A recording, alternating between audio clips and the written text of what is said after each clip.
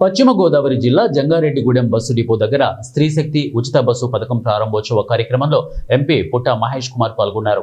ఈ సందర్భంగా ఈ కార్యక్రమానికి హాజరైన ఆయన మాట్లాడుతూ చంద్రబాబు నాయకత్వంలో మన కూటమి ప్రభుత్వం ఎన్నికల్లో హామీ ఇచ్చిన విధంగా సూపర్ 6 తో పాటు అన్ని హామీలను ఒక్కొక్కటిగా అమలు చేస్తోంది అన్నారు.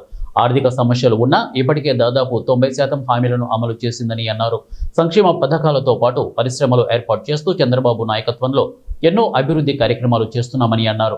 తమ ప్రభుత్వం అధికారంలోకి రాగానే పెన్షన్ 4000కు పెంచామని, పేదలకు 5 రూపాయలకే భోజనం పెట్టే అన్నా క్యాంటీన్లను పునరుద్ధరించామని, గత ఏడాది అక్టోబర్ నుంచి పేదలకు ఏటా 3 ఉచిత గ్యాస్ సిలిండర్ల పథకం అమల్లోకి తీసుకువచ్చామన్నారు.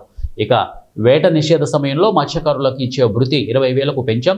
మొన్న ఆగస్టు 2న అన్నదాత సుఖీభావ పథకాన్ని ప్రారంభించి తొలి విడతగా 46.86 లక్షల మంది రైతుల ఖాతాల్లో 7,000 చొప్పున 3,000 కోట్లకు పైగా జమ చేయడం జరిగింది అన్నారు.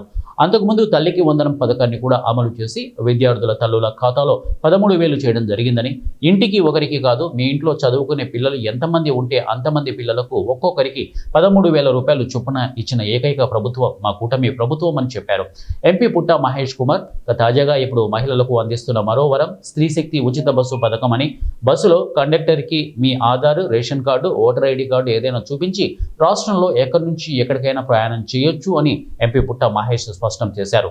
Ordinary, Palle Velugu express, metro express సహా 5 రకాల బస్సుల్లో మహిళలు ఉచితంగా ప్రయాణం చేయొచ్చని ఎంపీ వెల్లడించారు. అవకాశాన్ని రాష్ట్రంలోని మహిళలంతా ఉపయోగించుకొని సురక్షిత ప్రయాణం చేయవలసిందిగా కోరుతున్నామని అన్నారు ఎంపీ పుట్ట మహేష్ కుమార్.